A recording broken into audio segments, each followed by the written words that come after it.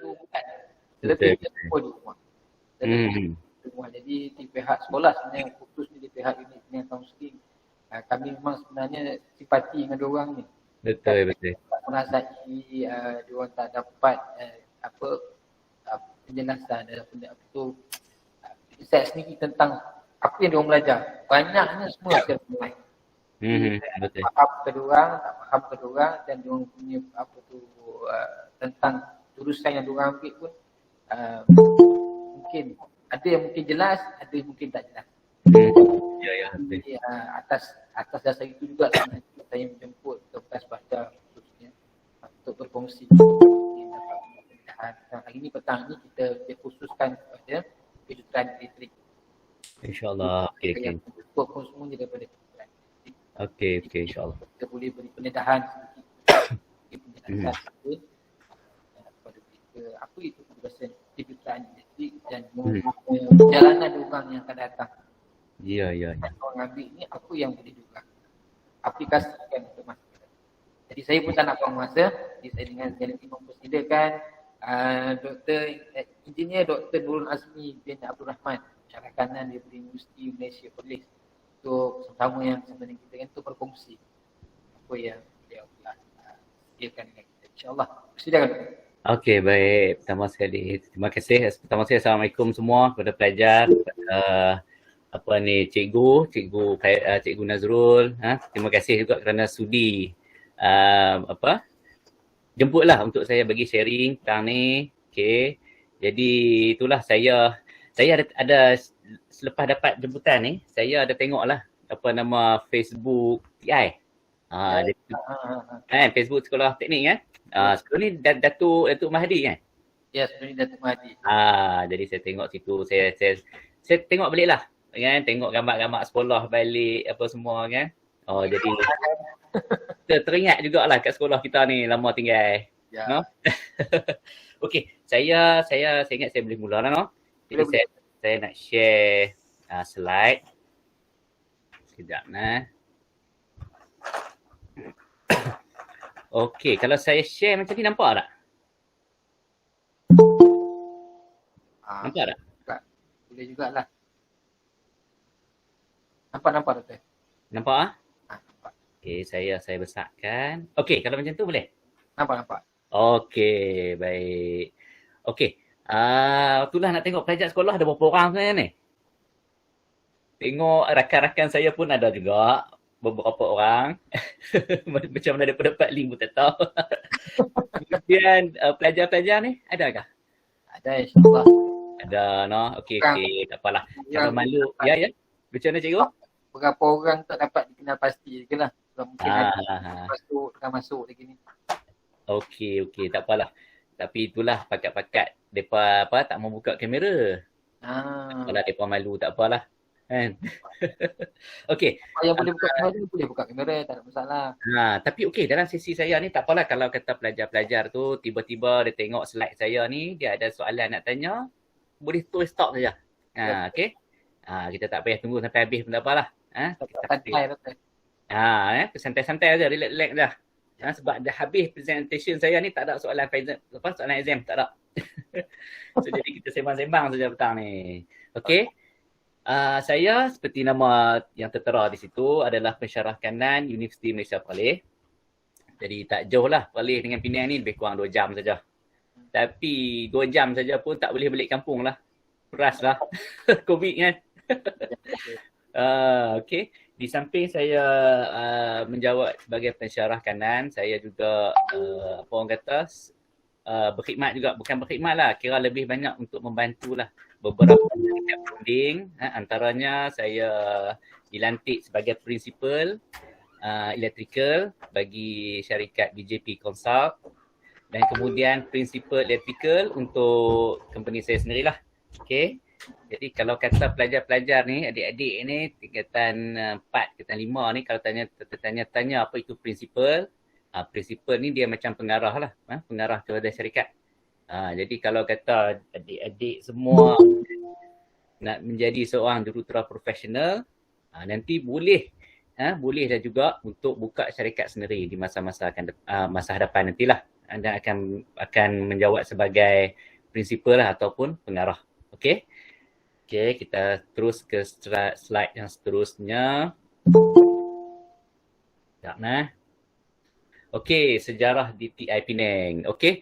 Saya adalah batch tahun 1997-1998. Jadi maksudnya kalau kata kita kira kan antara saya dengan adik-adik sekarang ni beza ada 24 tahun. Maksudnya dah tua sangat lah, level pakcik lah ni. Jadi sebab level pakcik lah, maka pakcik ingat pakcik bolehlah kongsi sedikit pengalaman pakcik ni kepada pengalaman pakcik yang ada ni ditransfer kepada adik-adik semualah. Okey. Masa pakcik belajar dulu, macam saya belajar dulu, saya ditempatkan di kelas 4 elektrik 2, kemudian naik ke kelas 5 elektrik 2. Masa belajar dulu saya menghuni dom B12. Okey, ke tempat B12. Okey, dan pada tingkatan 5 pindah bilik dom di B25. Ini pasal lewat daftar. Okey. Betul. Ya. Nak sharing sikit.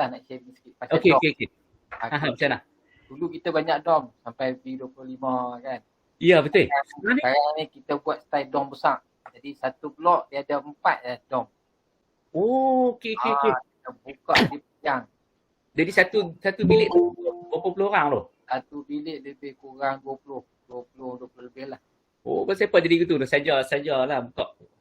Sebab kita tengok sebelum ni dari segi pengudaraan, lepas tu ruang kan. Bila kita buka ni jadi luas. Jadi pengudaraan pun lebih baik.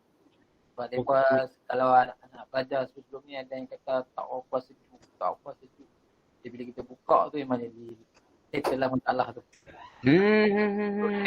Yang tinggi lah. Oh, kira jadi 4 bilik saja. 4 dom je lah. 4 dom satu blok. Oh, okey. Inilah tu. Itulah, tapi itulah kesian juga dekat tempat sekarang tak sempat nak rasalah kehidupan di asrama ni. Lepas tu sebulan 2 bulan je, lepas tu tiba-tiba. Betul. Dia kalau kata betul-betul lah kan, kalau kata COVID boleh settle kan, cubalah dapat juga lah pengalaman duduk dekat asrama ni. Kita belajar macam-macam. Bukan kata kita belajar nak hidup lah bila duduk asrama ni sebenarnya. Dengan kawan-kawan dia, dengan nak kena basuh baju sendiri kan. Tu tak kira cadar tak cekang kan. Tak cekang kena tarik lempak tu bawah. Sama juga kan cikgu. Tak macam tu dah lah sekarang. Tapi betul. Itu dia nak ajak kita lah. Bukan kata nak buat pun. Betul tak? Dia kena ajak juga. Bukan apa nak mendidik tu bukan senang sebenarnya. Okay. Terus. Okay. Kemudian saya pernah juga menjadi net presiden ke, saya tak pasti lah, saya tak ingat lah. AJK ataupun net presiden, Lembaga Kecantikan Pembangunan Sekolah. Ada lagi tak dekat TI Green tu? Masih ada lagi tak ayat terjun tu? Dah tak ada lah. Tak ada lah no. Tak ada lah no. Itu antara hasil tangan lah. Hasil tangan saya dan rakan-rakan dulu. Betul. Okay, ingat lagi. Dulu lepas tu share juga kata untuk buat kolam gitu, tapi sekarang ni dah tak ada lah. Tak ada lah no. Betul lah. Saya pun lama tak pergi, tapi insya-Allah lah kalau kata ada peluang nak pergi jugalah nanti. Nanti habis COVID boleh damai doktor. Ya insya-Allah. Okey, kemudian saya juga dapatlah juga depa lantik, ini tak tahulah macam mana, tapi jadi ahli MPP, Majlis Perwakilan Pelajar untuk jurusan elektrik. Dulu dah ada MPP doktor. Masa zaman saya ada dah. Sebab untuk mana terkini pun kita sebelum ni ada pengawas sekolah, tapi kita dah rebranding pengawas sekolah tu, kita beri nama Majlis Perwakilan Pelajar. Okey. Adalah pengawas sekolah, sekarang ni kita rebrandkan jadi Majlis Perwakilan Pelajar. Dia tak di pengawas sekolah dah lah. Dia jadi Majlis Perwakilan. Majlis Perwakilan Pelajar. Okey. Itulah yang saya pernah orang kata pernah ada pengalaman lah di sekolah tu dulu. Teringat balik sema teringat balik Okey, seterusnya ini gambar-gambar yang saya ambil daripada Facebook TI lah. Kan? Ini TI Green sekolah Ini kantin asrama kan, dom. Samping pun dah tukar warna tu, warna merah kah? Sampai sekarang warna merah. Dulu zaman saya dan kawan-kawan dulu warna biru. Merah dah no. Okey. Yang ni LKPS kan ni cikgu ni depan ni?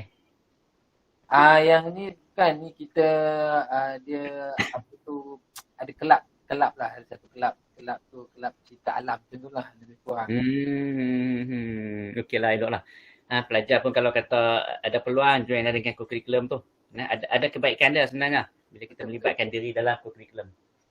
Okey, kemudian ini topik perkongsian lah, kenangan DTI asrama.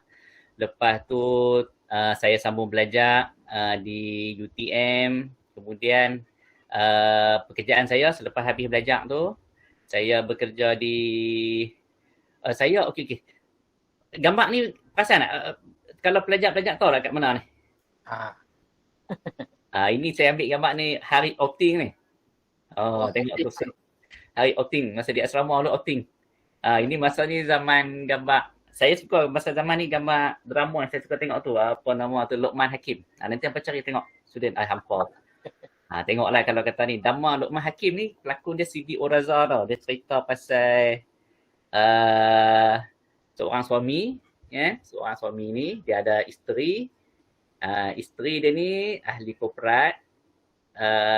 Bila ahli korporat, jadi dia berjaya lah isteri dia ni.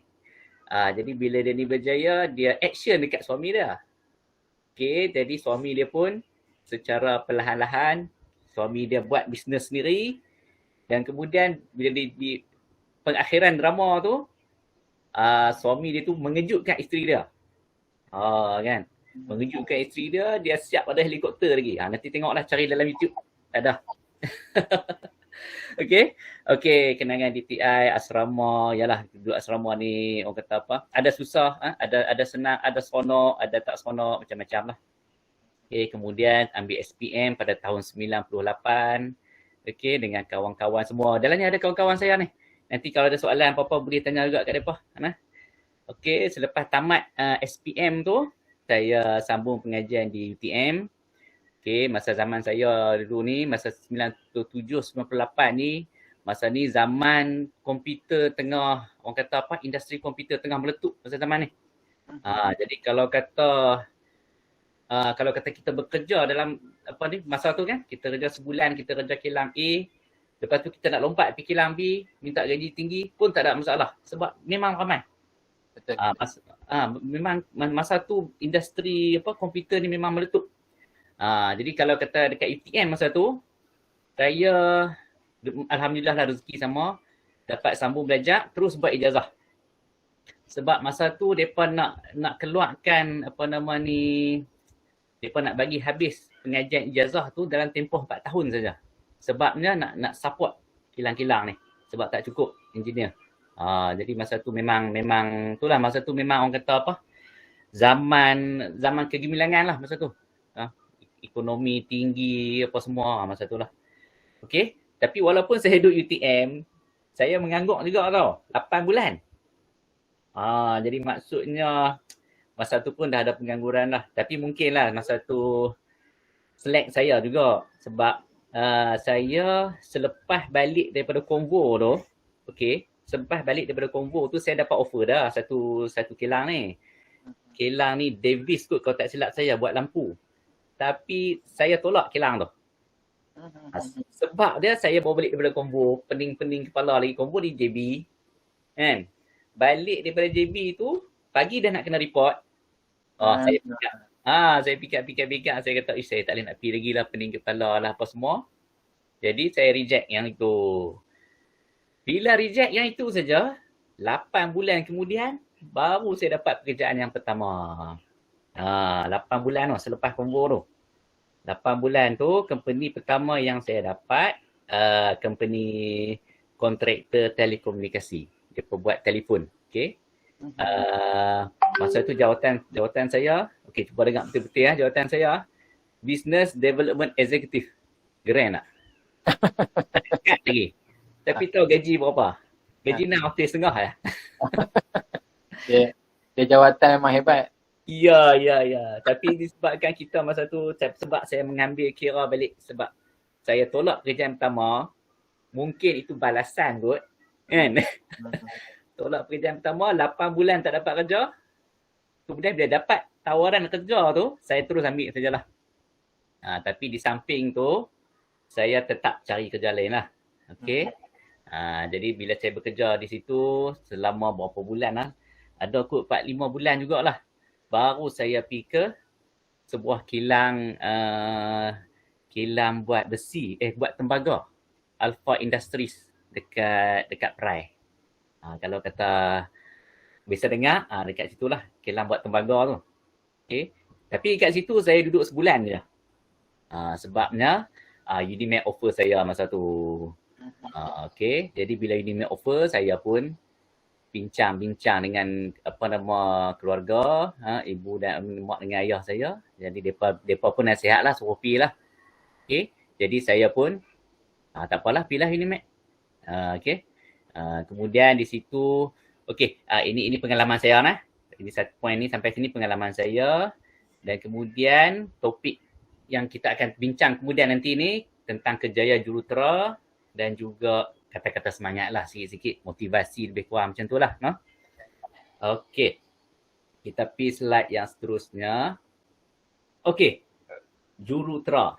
Okay, ni semua dalam ni, semua jurutera ambil bidang pengajian kejuruteraan elektrik elektronik kan? Okay, jadi bila kita ambil bidang ni, apa pasal kita belajar bidang ni? Itu soalan dia tau. Kenapa? Adakah kita terpaksa ambil ke? Ataupun kawan-kawan ajak ambil ke? Ataupun tak tahu? I don't know. Pasal apa kan? Okay, tak apa, saya cerita saya dulu tau. Saya yang sebab nak jadi engineer ni, masa tu kalau macam Datuk Mahathir tu, dia cita-cita daripada awal dia nak pakai Jaguar apa semua. Tapi saya setting cita-cita saya ni nak jadi engineer. Okay. Masa saya mula-mula masuk sekolah menengah teknik dulu tu, masa tu seminggu, di minggu apa kita panggil, minggu suai kenal. Seorang cikgu, dia mengajar pengajian kejuruteraan elektrik elektronik, Mr. Oi. Dan partner dia seorang lagi, Cikgu Syabudin. Jadi Mr. Oi inilah yang bagi inspirasi dekat saya untuk menjadi seorang jurutera. Ada kita tahu Mr. Oi, saya tak sure lah. Kalau Cikgu Syabudin tu dia masih ada lagi. Kalau tak silap dia ada di Indonesia tu, bekerja di sana. Betul tak Cikgu Nazrul ada dapat cerita? Ya, betul. Cikgu alamak Cikgu Syarudin lah. Lupa dah saya. Cikgu Syabudin. Cikgu Syabudin. Mr. Oi inilah yang trigger. Trigger ni macam menjentik lah. Dia trigger minda saya. Dia jentik minda saya. Dia simple saja. Dia cuma tulis nama saya kat papan hitam je. Dia tulis, okay, Nurul Azmi bin Nur Rahman. Okay, sebab kita nak jadi engineer ni, sebabnya kita nak letak IR kat depan. Itu je. Daripada punca itulah yang saya, yalah dream lah. Macam Datuk Mahathir kata dia dream kan. Nak jadi millionaire, saya dream nak jadi engineer. Okay, dia ada sebab dia lah kenapa kita nak jadi engineer ni. Salah satu sebab dia kita nak ada chop. Kan, dia ada chop. Okay. Bisa tengok tak chop ni? Tak bisa tengok. Ini chop. Ini adalah chop jurutera profesional. Okay, dia ada dua kategori jurutera profesional kalau kata hampa nak tahu. Saya kata hampa tak apa lah. Hampa bukan kasar tau. Dia macam KL lah. Dia kalau KL, dia kata korang. Korang. Korang makan tak lagi? Jadi Penang kita kata hampa makan tak lagi? Sama lah kan? Okay, nah. Dia hampa ni, kalau kata hampa nak tahu, dia ada dua kategori jurutera profesional. Okay. Dia ada yang pertama, chop hexagon, segi 6 tu. Kemudian dia ada chop bulat. Okay. Chop hexagon tu, jurutera kategori pertama. Jurutera profesional kategori pertama. Dia tak boleh submit, dia tak boleh buat submission. Maksud submission ni apa dia? Maksudnya macam contoh, okey, katalah rumah Zaim Zoo. Rumah Azhar, dia terkejut tu jangan pengsan sudah. dia ada rumah, tiba-tiba satu hari tu, dia ada rumah dia, sekarang ni rumah dia ada 2 ekor. Contoh nah. Tiba-tiba pada satu hari itu dia nak tambah 10 aircon kat rumah dia. Bila dia nak tambah 10 aircon, supply yang TMB yang dia ambil daripada TMB dua wire yang masuk kat rumah dia tu tak cukup. Dia tak boleh tampung punya 10 biji aircon. Jadi dia kena upgrade kepada 3 fasa. Tahu kan? 1 fasa, 3 fasa, tahu kan? Jadi bila dia nak upgrade ke 3 fasa tu, Zaim dia kena pergi cari seorang jurutera profesional. Sebab kalau Zaim sendiri pergi pejabat TMB sembang, TMB tak mau layan. Jadi Zaim kena lantik seorang jurutera profesional. Jurutera profesional yang Zaim kena lantik itu adalah yang bercok bulat ni. Jurutera profesional dengan perakuan amalan. Practicing dia panggil. Yang segi 3, yang segi 6 tu, cok segi 6 tak boleh. TMB tak mau. Jadi kena dapatkan cok bulat. Baru TMB akan sembang dengan jurutera profesional ni untuk upgrade. Itu antara fungsi submission. Tu maksud dia ada orang yang nak submit kepada TMB. Okey, clear tak? Okey, jadi itu salah satu orang kata apa? Peranan jurutera profesional dengan perakuan amalan. Okey, boleh? Okey, no? Okey. Jadi kenapa lagi nak jadi jurutera? Kalau kata saya tengok bila saya masuk dalam industri orang kata apa? Kejuruteraan ni, peluang untuk jadi millionaire pun ada. Nampak anak saya kat belakang. Kat belakang sikit. Tak apa, tak ganggu ke no? Okey. Bayangkanlah dengan sekadar buat submission untuk upgrade saja. Okey. Kita boleh dapat bayaran antara 3,000 ke 5,000. Contohlah, okey. Ini untuk orang kata apa? Untuk motivasi dah juga kan. Jadi kalau kata itu sebiji rumah Zaim saja. Cuba kalau kita pertimbangkan pula rumah Ferus, rumah The Tyro, kan? Berapa biji dah tu? Jadi kita boleh charge daripada semua itu. Dia berbeza pula, itu rumah. Tapi kalau kata kadar kita charge untuk kilang pula macam mana? Dia nak upgrade. Kalau kata, Atirah, okey minta maaf Atirah. Kalau dia nak upgrade kan daripada 1,000 ampere nak upgrade kepada 2,000 ampere, cost dia lain pula. Okey. Itu antara inilah. Kenapa kita nak jadi jurutera tu. Okey. Sebab dia punya sign laku, orang kata. Sign dia laku. Boleh? Dapat no? Okey. Kemudian subjek pengajian kejuruteraan di TI, okey. Disebabkan semua semua ambil bidang elektrik. Jadi saya ada tengok juga buku teks pengajian kejuruteraan elektrik dan elektronik. Jadi bila saya tengok dekat situ, asas dia tu memadai lah, cukup untuk kita kata apa? Untuk kita belajar secara dia punya permukaan dia. Kita tak pergi mendalam lah kan, tetapi di permukaan dia tu saya ingat okey dah untuk kita panggil apa? Untuk menimbulkan minat kita dalam bidang ini. Okey. Okey. Kemudian bagaimana hendak menjadi jurutera? Bagaimana hendak jadi jurutera? Senang saja. Yang pertama, SPM kita result kena cantik lah. Cantik ni maksudnya memadai untuk kita layak masuk ke universiti. Sebab untuk menjadi seorang jurutera ni, dia kena ada ijazah sarjana muda kejuruteraan elektrik. Dia tak boleh. Kalau tak ada ijazah, tak boleh lah. Kalau kata hampa belajar bidang ijazah sarjana muda, orang kata apa? Contohlah keusahawanan. Kita tak boleh minta lah kejuruteraan. Sebabnya yang menguruskan urusan jurutera profesional ni adalah Lembaga Jurutera Malaysia. Okey, jadi mereka telah meletakkan syarat dalam akta. Kalau kata nak jadi jurutera, mestilah ada ijazah sarjana muda kejuruteraan elektrik. Okey. Okey, boleh itu antara proses dia lah. Okey, cumanya selepas graduate, selepas tamat pengajian okey, kita kira macam ni daripada SPM kita masuk matrik, kemudian kita dapat masuk ke universiti bidang kejuruteraan elektrik. Kemudian kita bekerja dalam lebih kurang 3 tahun, barulah kita boleh memohon untuk menjadi jurutera profesional. Bila memohon itu, pertama sekali kita akan dapat CHOP Hexagon dulu. Selepas dapat CHOP Hexagon, kena duduk pula satu exam lain pula. Exam ni dia buat satu Malaysia. BEM akan buat satu Malaysia. Okay. Dia panggil lah daripada Sabah, Sarawak ke Terengganu apa semua, pergi ke KL, duduk di lembaga jurutera Malaysia, ambil exam pula. Bila lulus exam tu, barulah dapat CHOP bulat.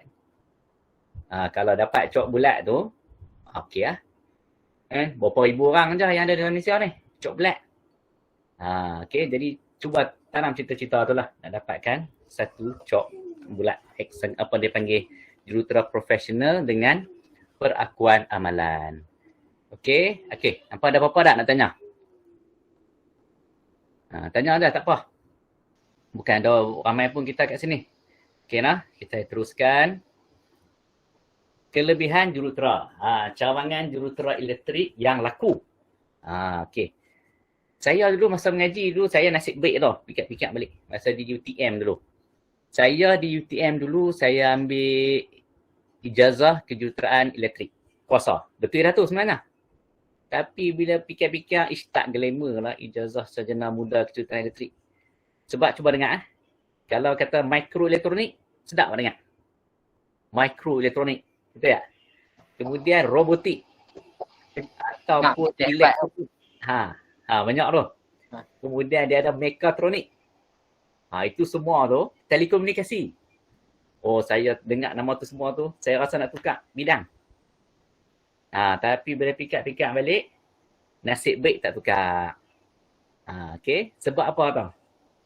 Dia cawangan yang laku ni maksudnya cawangan ataupun dipanggil disiplin. Disiplin kita tu. Disiplin ni itulah bidang lah. Elektrik ke, mechanical ke, awam ke, itu disiplin cawangan dah. Okay. Jadi yang laku ni adalah mak dia.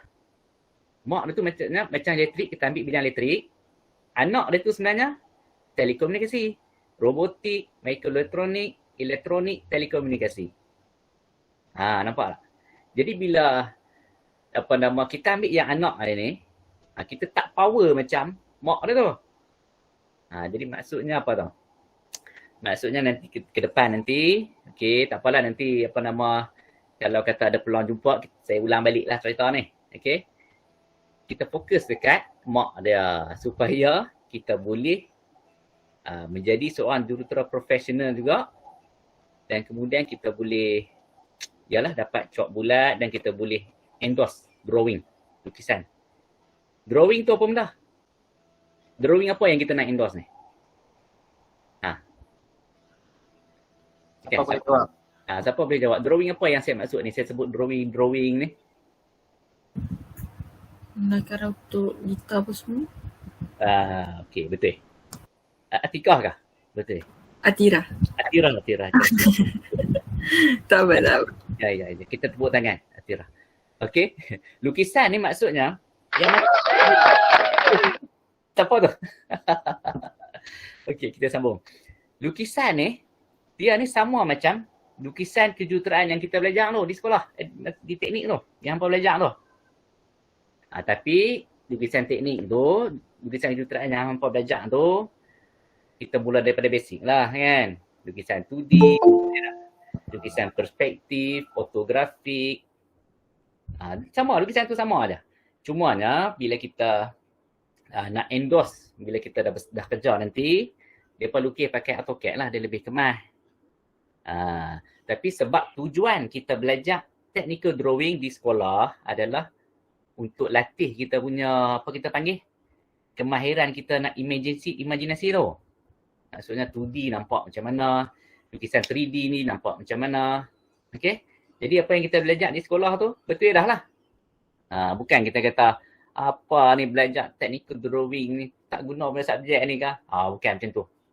Dia ada sebab basic. Cantik lah basic dia tu sebenarnya. Jadi bila saya keluar, di luar, baru saya nampak, oh nasib baik masa ke tempat dulu aku belajar rajin-rajin. Contoh kan. Kalau tidak, dah kerja baru nak fikir, baru nak study, tak guna lah, lambat lah. Dia akan rugi masa kita. Okay. Okay. Itu kelebihan jurutera lah. Jurutera yang laku. Maksudnya elektrik, mekanikal, awam. Jadi kalau kata ada cita-cita ni, tak apalah kalau kata minat mikroelektronik ke apa ke, tak apalah. Tapi yang terbaiknya kita ambil yang kita panggil tradisional atau mak dia tu.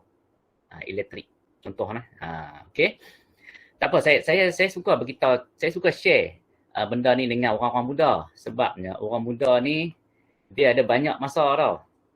Macam contoh hampa sekarang 16 tahun, 17 tahun. Betul tak? Pakcik sekarang ni duk ada 40 tahun. Tua dah 40 tahun. Cuba esok kira hampa 20 tambah 20, pakcik tambah 20. Jadi 60 tahun lah. Sekarang ni pengalaman saya ni 24 tahun, saya transfer bagi free dah.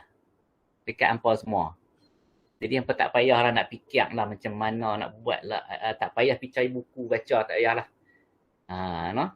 Jadi saya cerita dah siap-siap kat sini. Okay? Okay. Kelebihan ni lagi, kita boleh bekerja dengan syarikat. Okay, syarikat ni maksudnya kita bekerja dengan, yalah syarikat perunding mana-mana ke, ataupun universiti contohnya, macam saya sebagai pensyarah. Ataupun kalau nak buat bisnes, jadi perunding juga. Pun boleh juga. Perunding kejuruteraan elektrik. Sampai konsultan orang panggil. Okay. Okay, konsultan ni apa benda? Apa kerja dah sebenarnya? Tahu tak? Okey, tak tahu tak apa, saya jawab. Perunding ni maksudnya, bila kita ada satu projek, macam contoh projek apa-apalah nak buat bangunan kan, dia mesti ada klien dah. Okey, dia ada klien.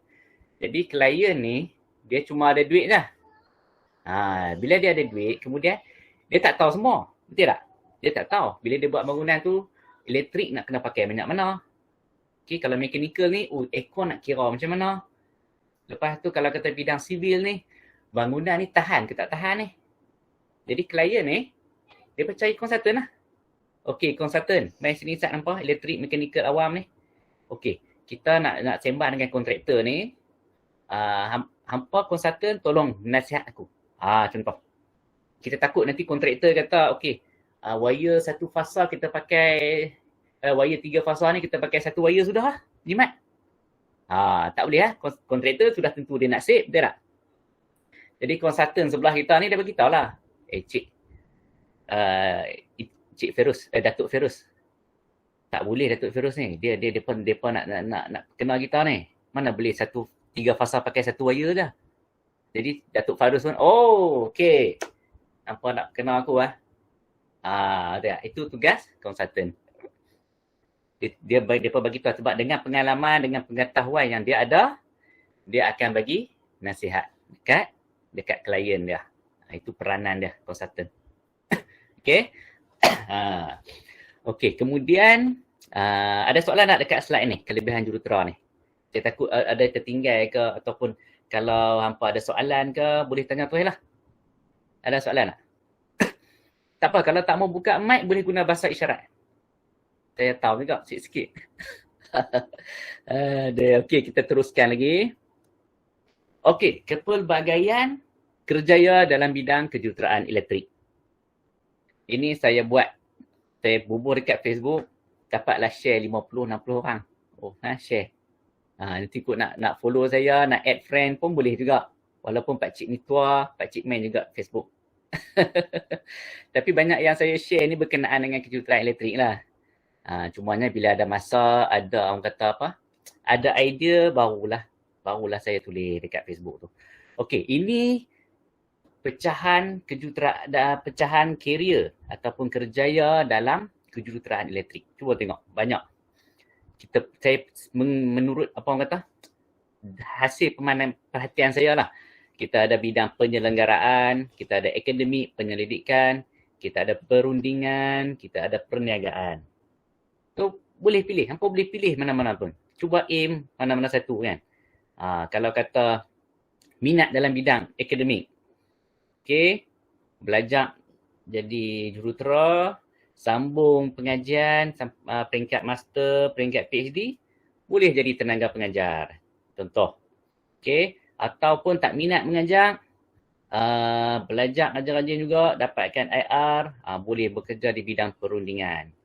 Okay. Dalam bidang perundingan ni pula, tengok macam-macam kategori. Tapi kalau hampa nak, aim dah tinggi. Okay. Aim tinggi-tinggi bagi jadi perunding. Okay. Kemudian dia ada dalam bidang penyelenggaraan. Okey, kita tengok perundingan ni, dia lebih kepada kita berurusan dengan lembaga jurutera Malaysia. Tetapi bila kita nak libatkan diri dalam penyelenggaraan, kita akan lebih kepada, kita akan lebih rujuk kepada Suruhanjaya Tenaga. Okey, tapi percaya tak? Sebenarnya, okey, kalau kita ambil bidang kejuruteraan elektrik ni, kita boleh sapu semua tu. Kalau betul-betul nak. Itu pengalaman saya. Saya boleh transfer lah. Kalau nak betul-betul kita boleh. Saya cuba juga, tapi saya ingat saya dah 40 mungkin tak sempat lah. Saya cuba di bahagian ini, pengajar pensyarah. Alhamdulillah lah saya dapat. Kan? Di perundingan, Alhamdulillah saya dapat juga. Kemudian katalah saya nak buat perunding, perniagaan saya pun dah buka satu company, tapi kecil lah, taklah besar. Cuma penyelenggaraan saja saya tak dapat masuk. Sebab saya tak dapat masuk ini, sebab bahagian ini dikawal oleh Suruhanjaya Tenaga. Kenapa mereka tak bagi masuk? Sebabnya, biasalah. Bila mereka tengok kita ada sini, kita ada sini, kita ada sini, mereka akan tanya kita, awak banyak sangat nak buat apa? Awak nak banyak sangat? Dia tak bagilah.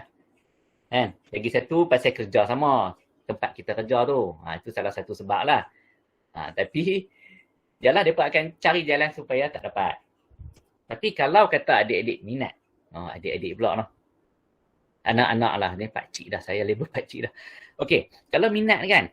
Nanti, kalau ada masa lagi, mungkin saya boleh cerita dengan lebih mendalam lah dekat sini. Tak apalah, saya cerita, tujuan saya cerita ni sebab saya harap akan ada lah di antara yang ramai-ramai ni, mereka orang kata apa, tertangkap di dalam minda tu. Macam kisah saya dengan Cikgu Ui tadi tu lah. Bukan dia buat apa-apa, dia pergi tulis nama kat papan hitam je pun. I.R. Nurul Azmi, aku nak jadi engineer lah, saya kata. Macam tu je pun, kan. Tapi kita tak apalah, saya cerita, hak mana yang dia boleh dapat, tangkap, ambil je, okey? Tak ada masalah dengan yang itu. Okey, kita teruskan. Ada soalan tak dekat sini? Tak ada. Okey, kita teruskan lagi. Okey. Tadi kita bercakap tentang jurutera profesional. Okey, kalau kita masuk dalam bidang elektrik ni, kita boleh upgrade lagi. Betul tak? Saya percaya tau, macam hampa kat sini, okey, anak-anak semua ni, jurutera profesional tu tahu lah kan, biasa lah kan. Tapi biasa dengar lah jurutera komputer, jurutera perkhidmatan, biasa dengar lah. Itu level atas lagi tu. Ya, selepas jurutera profesional, atas dia jurutera komputer dan paling atas sekali perkhidmatan. Kalau kata kita nak compare Laksamana 5 beradik hang tuah apa semua tu, jurutera perkhidmatan tu hang tuah lah. Hang jebat jurutera komputer. Jurutera profesional siapa bawah tu? Lekir-lekir lah. Bawah tu. Dia maksudnya yang top sekali jurutera perkhidmatan. Semua dia cover terus. Cuba aim dekat situ. Okey? Okey, ini motivasi saya. Bukan kita nak kira duit lah. Tapi motivasi. Jurutera perkhidmatan ni, kerja dia macam jurutera profesional juga. Sign. Jurutera profesional, dia sign untuk reka bentuk. Okey? Macam contoh Nurul Ashikin cikgu kah? Student? Dah. Okey, Nurul Ashikin. Dah, student lah? Cikgu lah. Oh, cikgu, minta maaf cikgu. Saya nak cari student. Tak apa. Nak buat contoh. Pasal di sini tu ada Zaim, Atirah dengan Firuz saja. Muta'ali, okey, Muta'ali. Katalah Muta'ali dia design ni maksudnya, design ni bukanlah kita katakan design robot apa semua tu tau. Design ni maksudnya, okey, kita nak pasang wire, kan? Kita nak pasang wire daripada plug pergi ke TV. Contoh daripada plug pergi ke TV. Kita kena buat kiraan. Kita kira lah, pakailah rumus VIR tu. Encik Om, Mr. Om buat tu kan. Jadi Om buat tu sebenarnya cukup bagus tu. Kalau tak ada formula tu, kan, kita pergi pasang wire besar-besar lengan kat rumah kita tu. Daripada plug pergi ke TV sudah wire besar lengan. Tapi sebab Mr. Om ni dia buat formula VIR tu, kita guna formula dia, kita kira lah berapa saiz wire yang sesuai daripada plug pergi ke TV. Jadi Muta'ali design, dia kira. Okey, bila dia kira tu, lepas pergi kat Zaim. Zaim pun check lah. Okey, Muta'ali design betul semua. Om, dia cok. Itu design. Itu jurutera profesional. Kalau jurutera kompetent pula, kerja dia, dia nak endorse macam contoh. Ini okey. Jurutera kompetent, jurutera perkhidmatan, mereka ni main dekat voltan tinggi. Okey, voltan sederhana dan voltan tinggi. Kalau macam di rumah kita 240 volt. Okey, kalau di sekolah 415 volt. Tapi kalau kita pergi dekat kilang-kilang, di sekolah berapa 11 kV kot noh. Tak sure lah saya. Ada pencawang TMB tu kan. Jadi jurutera kompetent dia main dekat situ, tempat dia.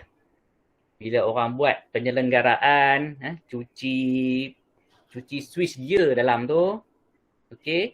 Jadi bila mereka nak mengesahkan borang, jurutera kompetent akan cop dan sign.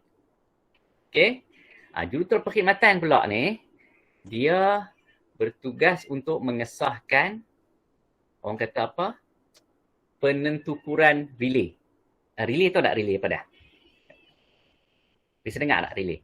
Okey, tak apa. Mungkin tak ada kot relay tu. Ni, apa yang perintah tu relay.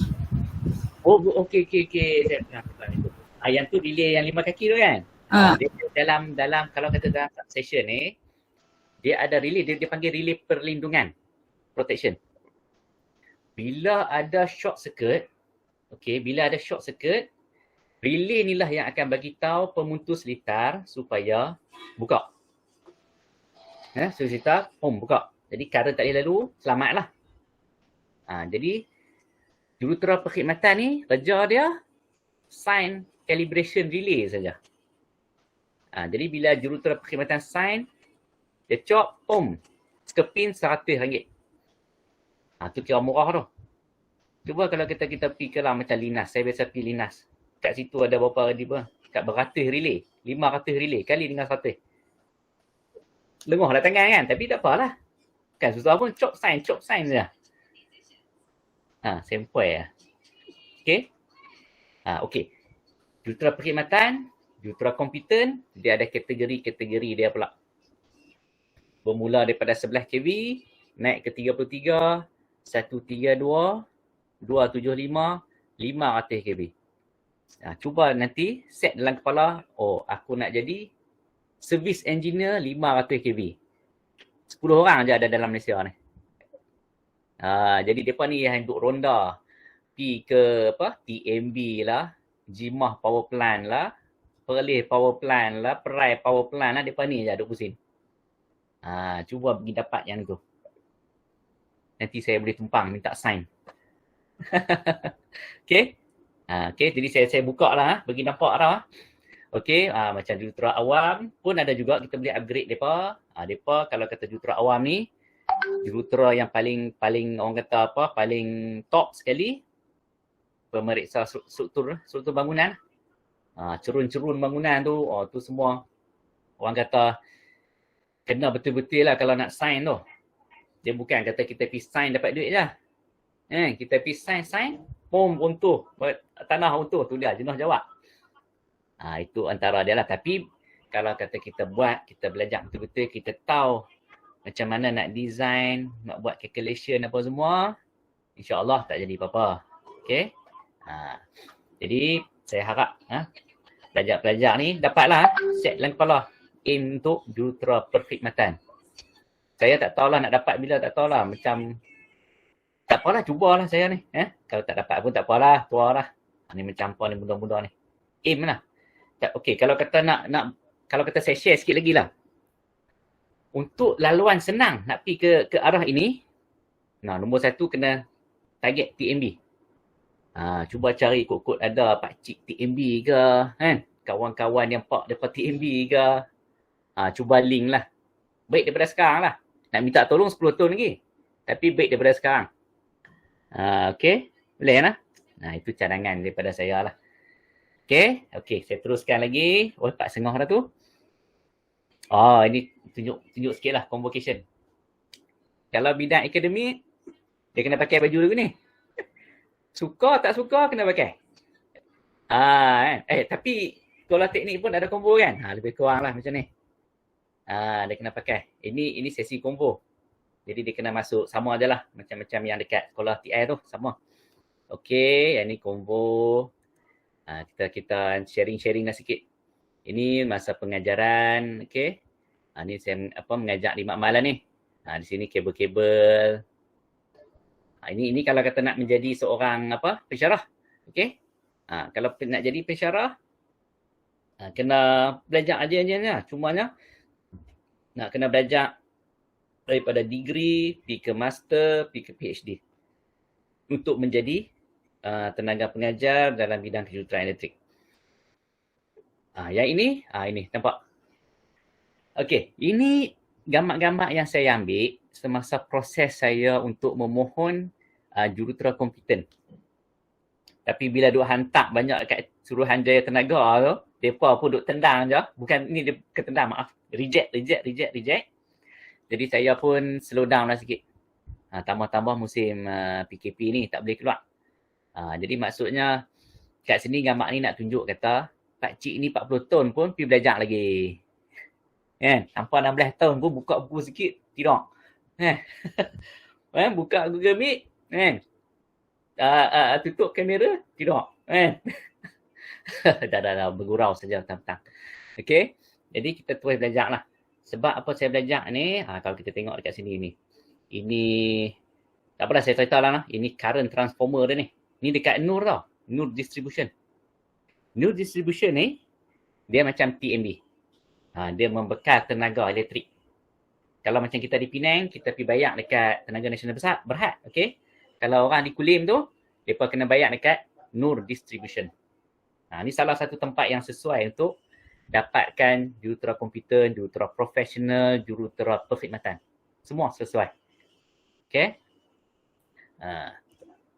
Kemudian jangan malu. Ini pun sama kan ni. Yang ini saya pergi ni sebab nak cuba apply jurutera kompeten lah. Saya pergi, ini kursus sebenarnya ni. Kursus,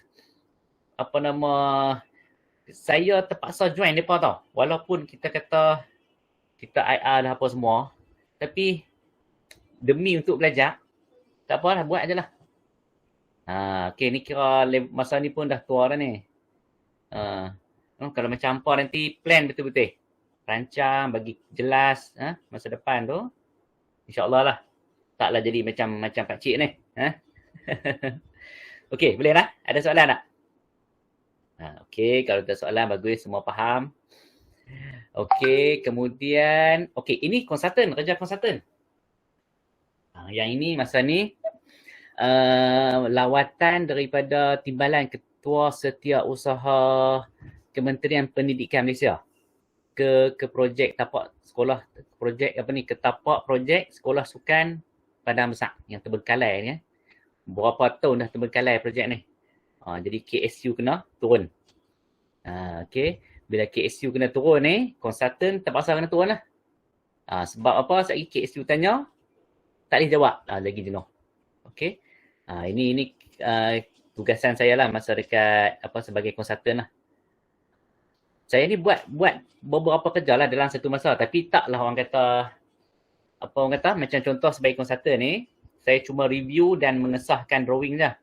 Cuma sekali sekala Bila mereka minta, mereka kata, okey Encik Azmi tolong turun sat, KSU nak turun ni, saya terpaksa turun lah sebab mereka nak tengok. Itu kuasa klien lah tu. Kalau kata klien ni nak jadi klien ni, duit kena banyak lah. Itu je lah. Nak buat bangunan besar-besar kan. Macam contoh yang ini, projek sukan ni, kementerian lah klien lah, Kementerian Pendidikan. Jadi bila kita bekerja dengan Kementerian Pendidikan ni, kena follow je. Dia kata A, dia kata B. Jadi kita kena follow. Masa ni ramai orang ni. Okay. Ini antara tugasan-tugasan lah ni. Prinsipal saya pernah dilantik. Dia sebab apa tau? Sebab bila kita ada cok bulat tu, dia tak ramai orang boleh dapat. Sebab tak ramai tu, dia nak bergerak daripada cok hexagon tu, nak pergi ke cok bulat. Dekat situ yang orang selalu sangkut. Orang tak boleh nak lepas yang tu. Jadi kalau kata hampa semua, adik-adik semua merancang dengan betul, insya-Allah lah. Okey, merancang dengan betul ni maksudnya apa? Maksudnya kita macam contoh nanti habis SPM, masuk ke matrik, masuk ke universiti, kemudian bekerja. Bekerja ni lah yang nak kena cari syarikat yang sesuai untuk mendapatkan pengalaman. Okey. Nanti adik-adik boleh lah ni buat lagi lepas habis ni ke, malam-malam ni ke, ambil kertas tulis lah. Okey, sekarang ni SPM. Kemudian nak pergi mana? Matrik. Matrik kat mana? Matrik dekat Sabah. Contoh kan. Sabah jauh tak? Tak jauh. Matrik mana ada lagi? Okey. Lepas tu daripada matrik nak pergi universiti mana? Plan lah. Rancang kita plan macam tu. Okey. Jadi sebab tu yang saya bagi tahu, walaupun adik-adik semua baru tingkatan 4, tingkatan 5, tapi saya cerita tu 5-6 tahun ke hadapan. Supaya boleh merancang lah. Okey. Kalau nak merancang berumah tangga pun boleh. Melawak sajalah. Okey. Ini networking. Yang tu pun kena masuk dalam plan juga. Ya, betul juga. Betul. Bila kita masuk plan, kita ada aim kita. Bila kita ada aim, baru kita nak bergerak, nak bekerja ke arah itu. Bila kita tak ada plan ni, dia susah lah. Kan? Kita masuklah kereta, kita start kereta, lepas tu, nak pergi mana? Sudah. Google nak pergi mana? Sudah. Jenuh tanya Google. Kan? Sekejap lagi Google kata pergi Brazil. Sudah, jenuh kita nak pergi Brazil. Jadi kita kena ada plan. Okey, nak hari ni nak pergi Padang Kota contoh. Senang lah, dia sampai lah. Kita masuk kereta, jalan je. Jadi kalau kata kita tak clear, dia susah sikit lah. Okey, hydro power system. Ini saya join dengan grup dalam ni pelbagai ni. Ada kontraktor, ada konsultan, ada chargeman, macam-macam semua. Tujuan networking ni apa benda? Tujuannya adalah untuk minta tolong di masa-masa hadapan. Okey. Macam contohnya lah. Katalah orang tanya saya, Cik Azmi, kita nak ada kawan-kawan yang supply, yang jual transformer contoh. Ada. Kita pun telefon kawan kita. Kawan kita kata, okey. Hang tolong recommend lah. Saya akan bagi hang 10%. Contoh. Okey? Dia macam tu. Jadi maksudnya apa? Maksudnya, di antara adik-adik semua ni pun, patutnya kena ada link dah sekarang ni. Kena ada kawan-kawan lah. Kawan lah, terpaksa lah. Bukan kita terpaksakan. Yalah, terpaksa satu. Lagi satu, yang kedua, memang kita kena berkawan lah. Sebab ni apa? Sebab kita tak tahu. Mana tahu tadi Encik Mutali tu, El Mutali tu, mana tahu 10 tahun lagi kita tengok, dia bekerja di Kementerian Pengajian Tinggi, contoh. Betul tak? Dia tengok Zaim pula, dia tengok, jadi kontraktor. Lepas tu dia tengok Atirah pula, jadi menteri. Jadi senanglah Zaim, hello Atirah, minta tolong sikit. Macam tu. Betul tak? Jadi kita kena ada networking. Tak kisahlah antara sama-sama electrical, boleh juga join dengan mechanical, boleh juga join dengan awam. Sebab bila dalam kejuruteraan ni, ketiga-tiga cawangan ni memang kena combine sekali. Okey. Kalau di peringkat jurutera profesional macam bangunan tu, tim mereka yang akan jadi konsultan ni, elektrik, mechanical, awam, quantity surveyor, arkitek, semua kena kerja sama. Kalau arkitek tu, arkitek ni biasanya kejuruteraan awam lah. Mereka design rumah apa semua, mereka pas pergi ke elektrik. Elektrik pun design bubuh lampu apa semua. Lepas tu elektrik pula pas pergi mechanical. Mechanical design bubuh aircon, bubuh chiller kat mana, AHU. Jadi semua tu kena team. Okay. Kalau kata mechanical dengan electrical tak kawan, kan? Mechanical kata, biar kita design lambat-lambat. Biar elektrik kena marah dengan bos. Tak boleh lah, kan? So dia kena network, kena berkawan. Okay? Boleh tak? Okay, bagus. Kemudian, hobi yang strategik. Apa yang saya maksudkan dengan strategik ni? Maksudnya, membaca, maksudnya kita ada guna benda tu. Okay, kita boleh guna dia. Kita boleh eksploitasi dia. Macam contoh bila kita membaca, okay, kita boleh dapat idea. Contoh. Idea apa? Mungkin idea dari segi pengalaman orang lain. Okay. Idea dari segi apa kita kata? Motivasi ke, macam-macam lagi. Menulis pun sama juga. Cikgu Zafrun ada lagi ke? Ada lagi no? Cikgu Zafrun. Cikgu BM kan, dia ajak saya. Nanti kalau jumpa Cikgu BM, saya biasa kena baling dengan kapok. Masa tu saya, tak apalah kita konar-konar sikit lah, petang-petang ni mengantuk kan. Saya ingat lagi, dia kata 5 kot. Dia tengah duk explain kat depan. Saya dengar dia explain tu, tapi saya tunduk bawah. Tapi fokus. Dia ingat saya tidur kot, dia baling kapok. Tapi itulah, tapi okey lah. Tapi bila hujung-hujung nak dekat SPM tu, saya buat juga karangan tau. Rajin juga buat karangan. Pas kat dia, bagi dia check. Ini karangan personal tu nak buat ni. Buat karangan, bagi dia check. Okay. Itulah, nanti kalau jumpa boleh bikin salam lah, cikgu. Okay. Konten digital, menulis, ulang 2 kali fotografi dan sebagainya. Cari hobi yang strategik. Contoh lain pula, macam contoh main game okey tak? Strategik tak main game? Ya ke? Dok kot. Kan? Yang anggut 2 orang je. Yang lain tak anggut pun. Yang lain nampak huruf je.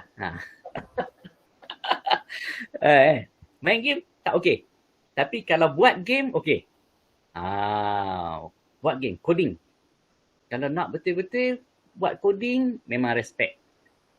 Dia boleh combine. Kan? Jadi hobi yang tu di samping sekolah juga, belajar juga. Okey, bila petang boring-boring, rasa macam nak jogging tak larat tang ni. Buat coding lah. Buat game. Buat apa ya? Game ulang ke apa ke? Game ulang yang tu kan. Dia naik tak nampak jari ya. Ni dia naik turun konon tu. Dia langgar ekor dah, mati. Kan. Belajar coding. Sekarang ni kalau kata buka YouTube tu, cari dalam Google, semua kita boleh dapat dah. Tak ada masalah dah tu. Okey. Cubalah. Okey, kemudian kita pergi slide yang seterusnya. Okey, taat kepada Tuhan, taat kepada Allah Ta'ala lah. Okey. Sebabnya apa? Sebab bila kita ini section lain ni. Sebelum kita masuk ke slide ni, ada apa-apa soalan tak? Tak ada? Okey. Ini Ya, macam mana cikgu? Sebab tengok dekat apa DM ni. Oh, ni. Kopi yang kita punya kopi dan lah kan. Kan nama ni kopi kita. Oh, ya. Oh, macam gitar tu Gitar tu, okey, Matt saya beritahu apa sebab tau. Macam contoh, sat. To avoid mirror. Okey, saya back balik Saya lupa nak explain pula tadi. Kenapa saya ambil gitar tau. Sebab dia, gitar ni, ini perancangan saya lah. Mungkin lepas pencin ke apa kan. saya belajar kopi dan belajar main gitar. Tujuan dia, manalah tahu pencen-pencen esok kok boleh buka kedai kopi tepi-tepi jalan kan. Boleh main gitar ke sambil-sambil. Ingat boleh orang menarik orang lah kan. Itu angan-angan lah pencen nanti lambat lagi. Ada lagi 18 tahun lagi. Muzik pun okey juga. Okey, main gitar tu macam contohnya dia boleh apa orang kata menaikkan keyakinan diri. Saya di sekolah tak pandai main. Di sekolah teknik tu tak pandai. Saya belajar main gitar ni lepas saya habis master. Masa di sekolah dulu ada kawan-kawan saya yang lagi pandai. Mesti ada dalam ni saya ingat. Mereka tu lagi pandai. Okay. Bila saya tengok mereka main gitar ni, mereka confident mereka tu lain. Bila sekolah buat majlis apa-apa, mereka ni berani naik atas main gitar. Jadi maksudnya apa tau? Bila mereka ni main, mereka belajar main gitar, mereka boleh perform atas stage. Jadi maksudnya confident level mereka tu tinggi. Jadi muzik, sukan dia meningkatkan motivasi. Dia meningkatkan kita punya confident level. Confident level tu. Okay? Okay. Ini antara yang saya amal lah juga untuk berjaya ni. Tapi kita saya nak kata saya berjaya sangat tak lah juga kan. Tapi saya share lah. Saya share kepada adik-adik semua lah. Taat kepada Tuhan. Okay. Taat kepada ibu bapa, menghormati guru, motivasi yang tinggi, fokus kepada semua subjek, menjaga kesihatan, rajin. Okey, kenapa kita kena fokus ataupun kenapa kita kena menghormati ataupun orang kata patuh kepada ibu bapa ni? Ibu bapa ni, mereka ni orang kata lebih berpengalaman daripada kita. Betul tak? Mereka melahirkan kita, kan? Jadi bila mereka orang kata mempunyai pengalaman ni, mereka boleh bantu untuk guide kita tau sebenarnya. Kita tak boleh nak kata, mak, ayah janganlah apa orang kata, asyik-asyik nak marah cik saja. Cik ni dah besar dah tahu tak mak? Cik ni dah ketempat dah. Cik kan? Tak pergi main hujung bulan, mak main duit sikit, nak top up. Tak boleh sebenarnya. Ibu bapa adalah orang yang paling dekat untuk kita minta nasihat. Minta nasihat, panduan dan sebagainya. Sebabnya mereka ni, mereka tak akan, orang kata tak akan nak bagi kita jadi tak elok lah. Okay? Ibu bapa sentiasa nakkan yang terbaik untuk anak-anak mereka. Jadi kita kena patuh kepada ibu bapa. Sama juga dengan cikgu pun. Cikgu pun kita kena patuh juga. Sebabnya cikgu, macam saya juga, orang yang lebih dewasa dan ada pengalaman. Mereka boleh bantu kita dalam banyak aspek. Okay? Kita boleh anggap ibu bapa dan cikgu ni sebagai mentor. Mentor ni apa benda tau? Dia jalan paling singkat untuk kita berjaya adalah bila kita ada mentor. Mentor ni lah yang akan shortcutkan kita. Macam saya sekarang ni, saya bercakap sebagai seorang mentor lah. Kan? Kalau kata saya bercakap sebagai seorang yang apa orang kata, yang bukan mentor ni, saya mungkin cakap bagi berbelit-belit tau. Bagi hampa last kali hampa tak faham. Apa benda dia cakap mah. Kan? Jadi bila saya cakap sebagai mentor ni, saya tapih ayat saya tu, saya bagi faham, saya bagi jelas. Jadi di penghujung perkongsian ni, harap-harap semua akan dapat maklumat lah. Okay? Itu mentor. Paling cepat nak belajar, mentor. Macam di sekolah kan. Soalan matematik tambahan. Susah ni soalan ni. Kalau susah, nak cepat solution, nak cepat cari penyelesaian, kita pergi cari cikgu lah. Betul tak? Tak payahlah kita tampar koyok di kepala. Ambil minyak cakapak satu botol, sapu atas kepala, pening kepala, tak boleh jawab. Jadi dia buang masalah kat situ. Kan? Jadi kita pergi cari cikgu ataupun mentor kita ni. Cikgu ni macam mana minta tolong. Cikgu mesti akan tolong punya lah. Macam cikgu Zafrul tu lah. Saya pergi hantar karangan kat dia tiap-tiap minggu pergi hantar. Dia tak pernah berkata, hang kacau aku lah. Dia tak pernah berkata macam tu. Dia akan maki bagi, okey ni awak buat silap sini ni. Ayat ni kena ubah pergi sini. ayat ni kena susun macam ni. Dia akan bantu kita mana. Okey. Jadi kita hormat kepada cikgu dan ibu bapa. Okey, supaya mereka boleh jadi mentor kepada kita. Okey, boleh no? Okey, motivasi yang tinggi ni pula, yang ni saya orang kata apa, tambah dalam musim PKP ni lah no. Memang kena motivasi yang tinggi lah.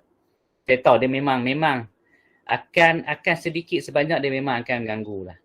Tapi sebagai pelajar, saya ingat cuba sentiasa maintainkan motivasi tu.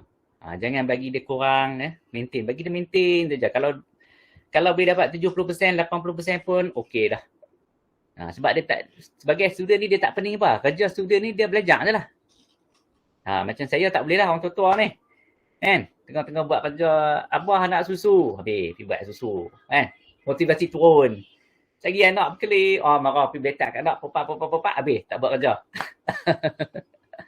Sebagai pelajar ni tak pening apa lah. Belajar dah.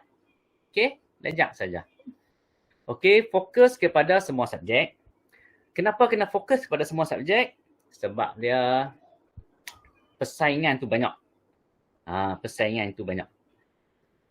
Persaingan banyak ni maksudnya sekarang ni ramai orang pandai-pandai dah. Jadi bila kita bawa 10, kita ada 10 subjek, contoh kita ada 10 subjek, kita target 5 subjek saja. Kita pergi. Saya nak masuk universiti lah. Ini 5A. Saya pergi main orang belakang ni, saya ada 10A. Habis peluang kita. Jadi maksudnya di peringkat kita 5, kita 4, fokus semua subjek. Cuba dapatkan markah yang baik untuk semua subjek. Okey.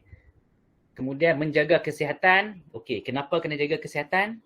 Sebab dia nak hidup lama lah. InsyaAllah. Itu salah satu dah, nak hidup lama lah, betul tak? Kan? Belajar. Dapat SPM 10A, masuk universiti, dapat 4.00, tiba-tiba sakit. Tak seronok lah. Kita tak ada lah nak balas jasa ibu bapa apa semua. Jadi maksudnya menjaga kesihatan ni, petang-petang kan. Tak buat apa lah petang ni. Nak tengok TV pun boring. Pergilah jogging. 1 kilometer, 2 kilometer. Kan? Kita nak maintain kita punya kesihatan. Lagi satu kita tak, orang kata apa, tak jadi lemau. Kita punya otak tu kan. Kalau tidak duduk rumah saja dia jadi apa? Macam tepu lah. Kita tak boleh nak fikir. Kita tengok TV pun kita tak boleh nak fikir. Kan? Buka TV 1 ke TV 2 tu nak tengok. Jadi pening. Jadi kita dapatkan juga sedikit exercise, sukan. Kita buat sukan sedikit. Kemudian rajin. Rajin ni itu atas kita sendirilah. Kalau kita terpaksa agak kena rajin. Kalau tidak, apa yang kita rancang tak boleh jadi. Okey? Ini kerajinan ni dia memang kita terpaksa latih dia lah. Bukan dia datang sendiri. Kita kena latih. Okey? Okey, seterusnya. Tak nak. Buat dia tak mau jalan pula. Sekejap. Dia hang pula kah? Kalau macam ni okey tak? Kah habis dah. Sekejap saya stop sana. Kemudian saya cuba share balik. Yang mana tadi? Yang ini saya share balik lagi sekali. Ada 16. Sekejap. Lemak dia tak nampak lah. Tak apalah, saya cakap je lah, boleh tak? Okey. Sekarang ni banyak orang yang jadi macam ni tau. Slide ni nampak tak sekarang ni? Nampak. Saya tulis tu Insta famous tu, nampak tak? Saya tak minat belajar tapi nampak. Okey. Dia jadi banyak macam ni tau. Saya nampak, saya perasan lah benda-benda ni kat universiti pun. Bila kata kita pergi beletak kat mereka kan. Kenapa tak mau belajar, kenapa Isa dapat result teruk lah. Orang yang 9E pun boleh berjaya cik. Dia kata macam tu. Tapi bila kita tengok kat mereka tu balik, nak jadi Insta famous juga ke? Saya tanya kat dia kan. Yalah. Saya tengok Facebook saya, akaun. Saya buka lah. Apa nama Facebook. Saya cek. Apa siapa ada Mak Katun. Nama pun bukan nama sebenar. Betul tak? Jadi, dekat situ, dia ada cita-cita nak menjadi Insta famous, nak jadi YouTuber. Tapi dia pun malu. Betul tak? Kan? Tengok dekat sini sekarang ni berapa orang je yang buka kamera. Kan? Dia pun malu. Lepas tu dia pun nak jadi kan. Kalau dia jadi Insta famous, dia ada bakat dia juga. Macam pelajar-pelajar, adik-adik sekalian ni kan. Kalau kata nak belajar, lepas tu nak jadi Insta famous, tak ada masalah. Boleh je buat. Macam saya cuba buat sebenarnya. Dekat Facebook saya tu. Tapi topik saya elektrik. Bila topik elektrik, orang kata dia punya pasaran ataupun dia punya follower dia tak ramai. Topik elektrik. Tapi kalau nak topik yang ramai, topik dia apa tau? Makan, jalan-jalan, kekeluargaan, yang itu dia dapat ramai. Okay. Kalau nak betul-betul nak jadi Insta famous, cikgu punya. Dia betul-betul nak jadi, dia kena ada bakat dia sendiri tau. Dia kena ada usaha lain pula. Okay. Dia kalau kata kita minta tolong cakap sikit pun dia tak boleh. Dia saya malulah bagi kat kawan saya lah. Kan.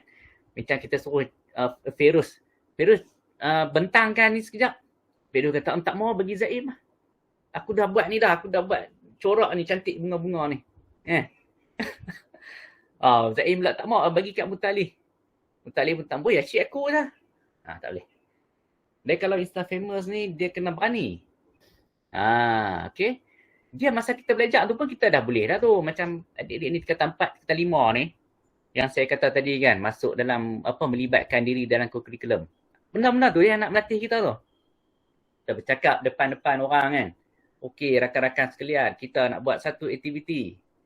Mencuci sekolah. Siapa nak ikut? Contoh. Itu bakat kita belajar daripada situ lah. Okey. YouTuber pula. Sama macam Insta famous lah. Dia kena berani lah. Apa semua kena ada skill-skill yang tertentu lah. Dia kena pandai edit komputer, dia kena pandai graphic design dan sebagainya. Tapi saya beritahu lagi sekali, benda ni, kalau nak buat benda-benda ni semua, dia takkan mengganggu pelajaran. Kamu kena set masa saja. Belajar, pagi sampai pukul 4 belajar contoh. Pukul 4 sampai pukul 7 petang ke, buatlah. Tapi kena betul-betul lah. Jangan, saya nak jadi Insta famous lah. Saya punya follower 20 orang, tapi saya following 10,000. Terbalik, tak boleh lah. Okey. Okey, kemudian ibu bapa sediakan semua. Ini. Masa zaman saya kecil dulu, semua orang susah. Jadi kalau kata macam saya darjah 1, darjah 2 kan. Bila pergi sekolah, bawa duit sekupang, cek dengan orang lain membuat sekupang tak? Jadi bila kita nak kata aku susah, ada lagi orang lagi susah. Jadi masa zaman tu. Okay. Tapi bila mai zaman sekarang ni, semua PDPR lah mak nak kena mula PDPR lah. Cek tak boleh lah Samsung, cek kena pakai iPhone. Dia kata kat mak dia, kalau cek pakai iPhone, cek promise. Cek mesti boleh sukses. Lepas tu dia pun masuk dalam bilik ulang kaji. Dia ulang kaji lah. Okey, BTS dilahirkan bila? Blackpink dilahirkan pada hari Khamis. Contoh. Jadi lah dia tak boleh juga. Tapi kita kena ingat lah, okey. Ibu bapa, dia akan sedaya upaya dia akan bagi. Okey, betul ke cek nak iPhone lah. Cek boleh berjaya. Okeylah, mak belilah bagi. Belajar rajin-rajin, janji. Dia kata kan. Tapi, sebenarnya tau, mak pak dia tak boleh tolong sampai bila-bila. Okey. Bila sampai satu peringkat, okey, macam contoh sekarang tingkatan 4. Okey, tingkatan 4. Lepas tu naik tingkatan 5, masih dalam tanggungan. Bila mai umur 18 tahun, 19 tahun. Tapi kalau dalam masih belajar lagi, biasanya ibu bapa mereka boleh support. Tetapi kalau dah tak belajar lah ni, dia jadi susah. Sebab apa? Sebab komitmen anak tu, dia nak lebih. Bila dia nak lebih, mak bapak mungkin tak boleh bagi dah. Kan? Jadi dia terpaksa juga last sekali ajarlah. Jadi dekat situlah cabaran yang sebenar akan bermula. Betul tak? Larat tak? Sampai umur 30 pun, mak tolong buang minyak Zat. Tak boleh. Cuba bayangkan tengok. Cuba duduk petang-petang ni relax kan. Pergi bawah pokok, cuba fikir. Kalau umur aku 30 kan. Bolehkah mak ayah aku bagi kat aku iPhone? iPhone sekarang berapa? iPhone 20 kah? iPhone 10 lah. 11 lah. Paling besar iPhone 12. 12 dia pakai iPhone lah tu. Tahu. Naik umur 30 mungkin iPhone 20. Tapi takkan ibu bapa nak bagi lagi. Kita pun malu dah masa tu nak minta. Jadi kita kena bersedia tau. Dia sebabnya yang kritikal ni, yang saya tu tengok ni, tingkatan 4, tingkatan 5 lah. Tingkatan 3, kita lompat masuk aliran sains, kita dah okey dah. Kita on the right track. Tapi bila tingkatan 4, tingkatan 5 ni, kalau kata kita minat elektrik, tiba-tiba kita perform tak bagus dalam exam, kita mungkin lari bidang, habis ya. Jadi kena fokus betul lah, no? Walaupun kita ada keselesaan, iPhone ada, internet pun laju, kan? Di rumah pun ada aircon. Ni saya kipas ni, panas ni. Di rumah depa tu ada aircon. Tu rumah Zaim tu ada apa belakang tu. Hebat-hebat semua. Kan? Tapi kita kena ingat sampai satu peringkat esok, ibu bapa dia tak boleh nak support kita semua dah. Okey. Dia belajar, dia sebab anak-anak belajar dia terpaksa bagi. Macam anak saya pun nak juga, kan. Saya kata, tak boleh, pak tak pakai iPhone. Nampak bagi Vivo saja. Dia pun Vivo lah. Okey, kemudian lagi satu alasan mereka, pakcik kaya. Pakcik mereka kaya. Kalau kaya betul-betul kaya, dia boleh transfer kat kita, kita check lah akaun, ada 10 juta. Okey lah. Tapi tak juga tau. Tak semua macam tu. Pakcik pun dia pun ada anak dia juga. Dia bukan sayang anak dia lagi. Okey. Kemudian satu lagi yang student saya lah, selalu dia kata Bill Gates tak belajar, tak habis belajar pun kaya juga. Betul ke Bill Gates tu tak habis belajar? Betul, dia tak habis belajar kan. Tapi dia bijak kat tu, pandai. Dia belajar pun masuk universiti. Okey, masuk universiti, bila dia masuk tahun 2 tu, tiba-tiba, aku minat komputer lah, dia kata. Aku boleh belet komputer ni, tak tidur seminggu pun tak apa. Bila dia jumpa yang tu, baru dia berhenti belajar, dia fokus dekat bidang dia tu. Yang tu pun cara, dia belajar juga. Itu sebab tu kalau kita tengok kan, kebanyakan lah yang berjaya ni, macam Google, toke Google pun macam tu juga. Masuk universiti, belajar, buat coding, macam saya suruh buat tu kan. Macam apa buat tu. Buat coding, seronok rupanya buat Google ni. Berhenti terus. Okey lah. Macam saya kat anak saya pun saya kata macam tu juga. Saja anak-anak kecil-kecil kan. Janganlah main game, dia kata. Kalau betul-betul nak orang kata suka game ni, cuba buat game sendiri. Tak tidur 5 malam pun tak apa. Pak bagi, buat lah. Tapi kalau main game, 10 malam tidur. Main game lain, buat game lain. Itu beza. Okey. Jadi kalau kata pelajar semua tanya, kalau kata macam saya lah, kalau kata saya boleh jadi kecil balik lah, contohlah kan, saya kata 4 ke, saya akan fokus belajar, akan fokus coding. Macam saya tak sesuai dah, 40 dah. Boleh tak kalau kata saya buat video YouTube kan, hello guys, saya nak ni lah guys, sesuai tak? Kita tahu dia ni pakcik ni tua dah ni. Tak boleh lah. Kan? Tak boleh lah. Jadi maksudnya pelajar sekarang ni orang kata di tempat yang betul. Dengan ada internet kan? Dengan connection laju. Macam zaman saya tak ada. Zaman saya kalau kata nak maklumat apa-apa, kena pergi library, booking buku. Buku ada 2 biji lah. Okey. Macam pelajar sekarang ni tekan internet dah beratus dah. Macam saya dulu buat SPM dulu, buku rujukan ada kalau pergi popular tu, beli buku Sasbadi, buku Pelangi, buku Fajar Bakti, habis. Tapi di zaman anak-anak sekalian ni, tekan Google je tu dia beratus latihan dah, jenuh buat. No? Okay. Jadi ambil kesempatan lah. Tambah-tambah masa musim PKP ni kan. Banyak benda yang kita boleh upgrade kan. Okay. Latihan semasa PKP. Ini cadangan daripada saya lah. Okay. Kita handset memang kita akan tengok lah. Itu tak dapat dinafikan. Cumanya kita divert sikit. Okay. Selain daripada kita tengok K-pop, kita boleh juga tengok motivasi, konten-konten motivasi.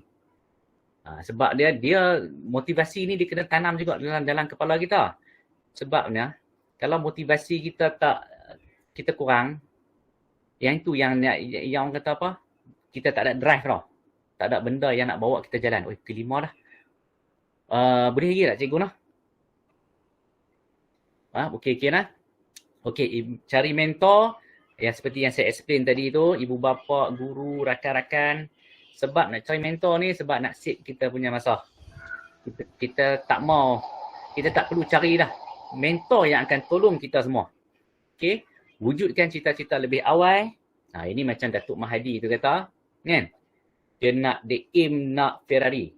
Kita guna teknik tu juga. Kita pun aim juga. Tapi bila kita aim kita tu lain macam.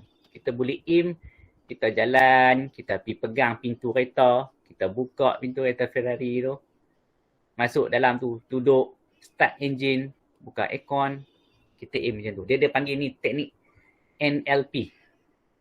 Okay. Neuro Linguistic Programming, nampak tak? Menjadi proaktif maksudnya kita sendiri. Cikgu bagi latihan 5, kita proaktif, kita buat 10. Kan?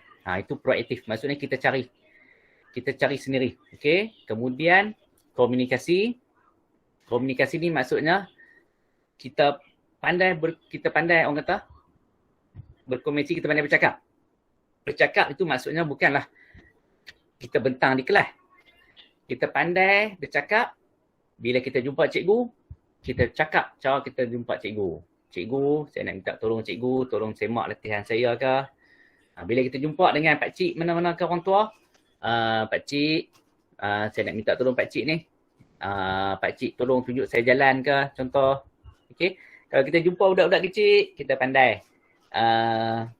Hai adik, kan? Adik nama apa? Itu komunikasi lah. Kita pergi beli pisang goreng.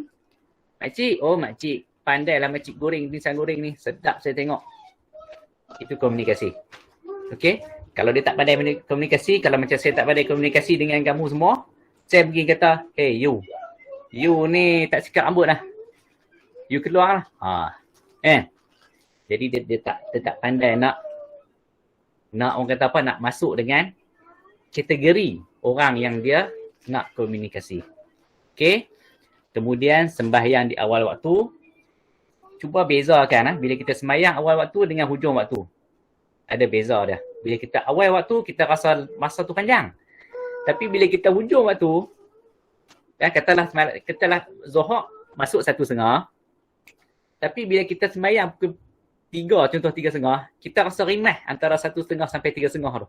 Betul tak? Lebih baik kita sembahyang 1:30, kita tak payah fikir lah. Kita tunggu asar saja. Itu contoh lah. Nah. Dan kemudian membaca Quran supaya kita tak divert otak kita ni. Dia melindungi, dia protect kita punya pemikiran kita.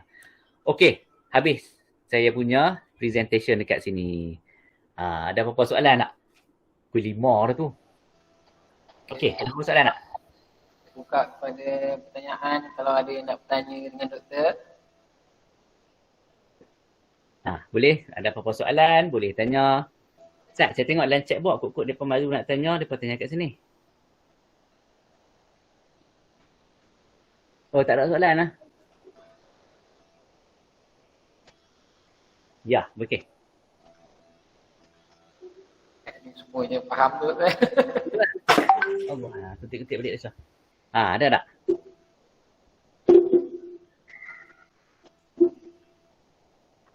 Ada soalan tak? Danish. Muhammad Farid. Fauzan ada, Fauzan. Apa malu lah. Saya ingat saya malu itu tak. Kan. Apa nanti kita kalau lepas COVID nanti habis COVID dah ni kita panggil main face to face dah doktor. Ya, insyaAllah boleh. Dia berbeza bila kita tak nampak muka orang yang nampak muka dia berbeza. Kalau kata kita nampak muka tu kita boleh teka dia ni faham ke tak faham ke kan. Dia tak faham kita repeat balik. Ya betul. Kut ada yang nak tanya aku pasal Unimap ke?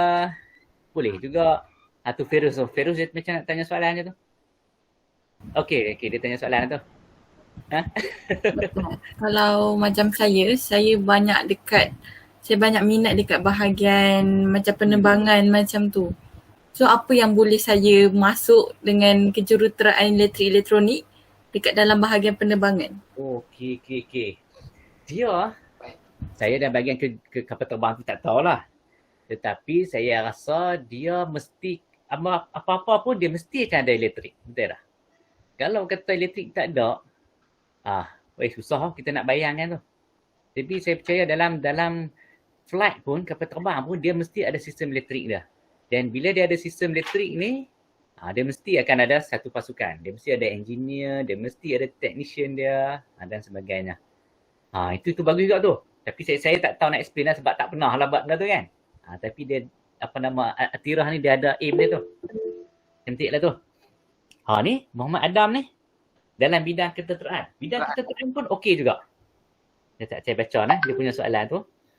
Muhammad Adam dia kata kalau aim kejuruteraan elektrik dalam ketenteraan. Ada. Kawan saya seorang pangkat Major Colonel kot kau tak silap. Major ke kau tak silap. Dia pun nak buat computer engineer. Tempat yang sesuai juga sebab dia tentera ni pun dia ada fasiliti dah. Macam contoh, saya tak pernah masuk kawasan tentera tapi sebab saya kawan dengan dia ceritalah. Dekat lapangan terbang dekat Batu tu. Situ cantik. Situ dia 33 kV. So kalau kata Adam masuk tentera, palapis aku no. Dia mesti kadet ni kan. Adam ni mesti kadet ni lah. Dia masuk tentera, dia berkhidmat di situ, dia bekerja sebagai jurutera. Tempat dia tu di lapangan terbang tu cantik, 33 kV. So dia boleh jadi tentera dan dia boleh juga buat menjadi seorang jurutera elektrik dekat situ. Ada sistem lah itu, jangan bimbang dekat situ, tentera. Bagus-bagus tu Adam. Atirah dekat kapal terbang, Adam dekat tentera. Okey, ada lagi tak? Kalau software engineer? Siapa tanya? Firuz. Software engineer. Okey, software engineer ni macam mana tu Firuz? Firuz bayangkan tu macam mana Firuz? Bayangkan dia macam satu company tu, dia mesti ada satu macam website dan daripada website tu advertisement untuk sesebuah company tu lah. Okay. Adakah itu macam marketing? Pun boleh jugalah, okey. Macam marketing Ya.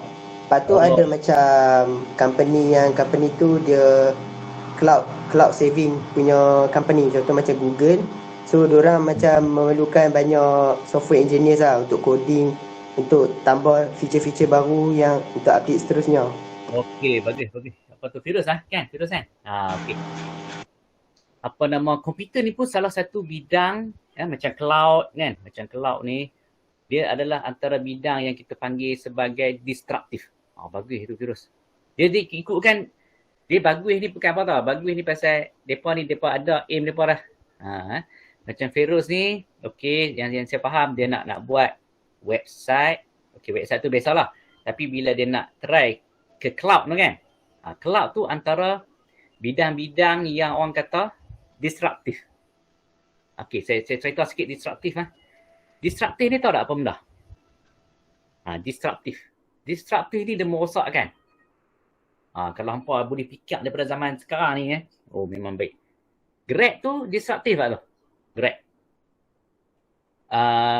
kereta disruptive tak tu? Disruptive ni dia merosakkan. Maksudnya taksi duk jalan elok, tiba-tiba datang Grab, habis teksi semua. Macam virus punya tadi, cloud. Bila cloud esok banyak, esok memori-memori orang dah tak pakai dah. Pen drive, kan, thumb drive ke, CD semua orang tak pakai dah. Jadi dia akan merosakkan industri storage device ni. Itu cantik juga tu. Itu bagus juga terus. Tapi buat betul-betul lah. Buat betul-betul. Itu pun bidang-bidang yang orang kata saya minat juga, tapi tak, itulah kita tak boleh belajar semua. Tidak. Kita manusia ni dia terhad. Jadi kita kena pilih betul-betul yang kita suka dan kita masuk dalam-dalam. Jangan kita belajar surface saja. Okey. Cantik tu. Okey, ada lagi tak soalan? Dalam kerajaan. Ini siap-siap Dalam kerajaan, contoh pekerjaan apa yang libatkan kejuruteraan elektrik tapi tetap dan bukan kontrak. Okey. Tetap dan bukan kontrak. Dia banyak dalam kerajaan ni. Okey, dia kalau kata Suruhanjaya Tenaga, itu pun kerajaan juga. Tetapi saya tak sure lah, dia mungkin GLC. Government ataupun dia mungkin badan berkanun lah kerajaan ni. Dia ada bahagian berkanun, dia ada persekutuan. Okey, kalau macam universiti ni dia badan berkanun. Berkanun ni maksudnya dia uruskan sendiri. Kalau kata persekutuan, dia macam hospital. Bos paling besar dia ada di Putrajaya. Kalau Unimed, universiti, bos besar dia duduk di universiti. Okey. Kalau yang di bahagian kerajaan ni, dia boleh katakan kebanyakan agensi kerajaan dia mesti ada engineer dia apa. Kejuruteraan elektrik dia mesti ada. Okey. Dia yang paling besar sekali, yang paling ramai sekali juruteraan elektrik, sudah tentulah dekat JKR lah. Okey. Jadi JKR ni dia melibatkan reka bentuk. Jadi kita kena ada IR dekat situ lah kalau kita nak join JKR. Okey. Jadi soalan dia kata pekerjaan apa yang libatkan juruteraan elektrik tapi tetap dan bukan kontrak. Okey, kontrak ni dia memang praktis sekarang ni. Kata praktis maksudnya macam kita kata apa? Seperti apa yang dijalankan lah. Memang kebanyakan kontrak. Okey, memang dia akan bagi kontrak dahulu. Sebab dia kalau kita baca surat khabar, kita baca paper, kita pun tahu bilangan kaki tangan tu ramai. Jadi mungkin sama ada kita masuk sebagai kontrak tu, sama ada kita nak tunggu persaraan orang ataupun kita masuk tu kita beratok untuk kita tunggu ada penempatan baru. Jadi kita kena tunggu itulah tempoh dia. Tetapi kebanyakan yang sekarang ni dia akan masuk sebagai kontrak dahulu. Okey, tetapi daripada kontrak tu untuk kita lompat masuk ke tetap, sudah tentu dia ada penilaian dia. Jadi penilaian dia pula, dia akan tengok lah. Macam kes saya, okey, boleh sembang lagi tak no? Ke dah nak pergi jogging apakah? Okey nah, boleh cikgu Okey okey. Macam saya contoh. Saya dulu masuk saya masuk Unimed dulu pun sebagai kontrak. Okey. Bila saya masuk sebagai kontrak, saya bekerja sebagai pegawai latihan. Saya bukan mensyarah lagi. Saya sebagai pegawai latihan saja. Okey. Tetapi pada ketika itu, masa tu orang semua tak mau buat IR lagi. Tapi saya adalah sedikit sikap proaktif tu.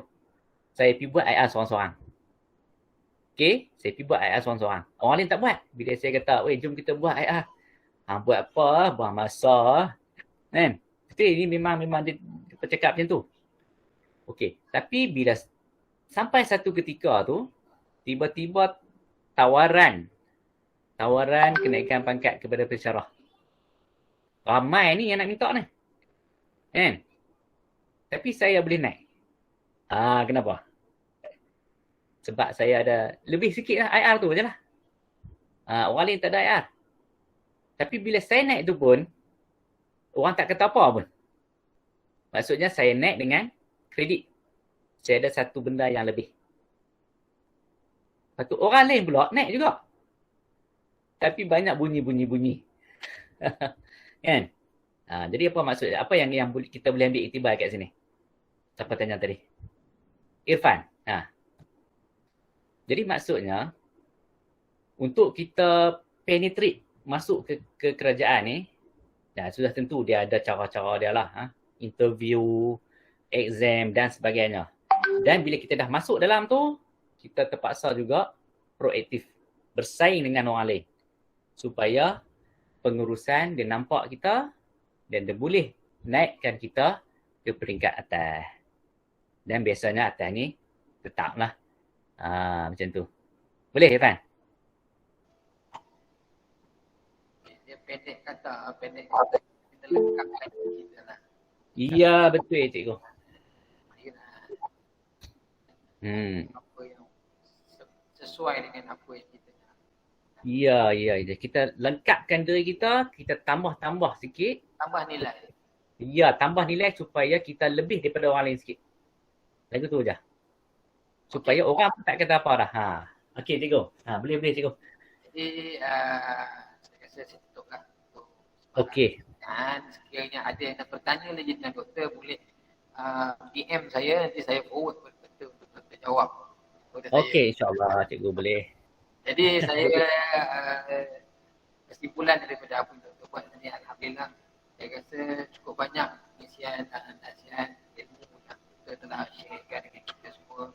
Saya sendiri pun saya rasa saya dapat banyak benda yang tahu. Okey, baik cikgu. Saya mengharapkan anak-anak pelajar yang mengikuti sesi tempat yang dapatlah dapat sesuatu itu yang mungkin boleh diguna, dibawa untuk pada masa-masa akan datang, insyaAllah. Ya cikgu, betul. Jadi sekali lagi saya daripada pihak sekolah mengucapkan jutaan terima kasih kepada Dr. Nazmi Okey. dan kesudian untuk meluangkan masa bersama-sama dengan kami semua pada petang ni. Okey, baik cikgu. Nak jemput minum air, tak ada kopi. Tak apa, lain kali. InsyaAllah. Terus sendirilah. Ya. Nanti saya pergi sana bagi depa-depa buat pancuh. InsyaAllah. Jadi memang juga sekolah sangat menghargai lah. InsyaAllah cikgu. Pelajar khususnya datang kembali ke sekolah. Kan? InsyaAllah. Boleh. Jadi sekali lagi saya ucapkan terima kasih kepada doktor. Okey, baik. Diberikan dan banyaklah yang saya rasa yang ambil jadi sebagai panduan untuk terus depan insyaAllah. Okay. Jadi baik kata dari saya, semoga apa yang disampaikan minum kesempatan tadi apa kita peroleh manfaat dan insyaAllah semoga majlis kita pada petang ini juga diharapkan Allah rahmat Allah berkati. InsyaAllah. Baik. Allah, semoga kita dapat bertemu lagi selepas ini doktor. Mungkin lepas ini Okey, insyaAllah. Quiz datang ke sekolah, jumpa di sekolah kan doktor. InsyaAllah cikgu. Boleh. Ada rakan-rakan doktor yang turut sama pada petang ini. Ya. Terima kasih juga no. Sokongan dan juga kepada anak-anak pelajar yang peluangkan masa sesi dengan majlis yang saya rasa cukup bermanfaat dan berguna pada petang ini. Juga kepada Cikgu Syiki yang bersama pada petang ini. Cikgu Syiki juga merupakan guru kaunseling. Okey. Jadi itu saja kita tangguhkan perjumpaan majlis kita pada petang ini dengan tasbih kafarah dan surah Al-Asr.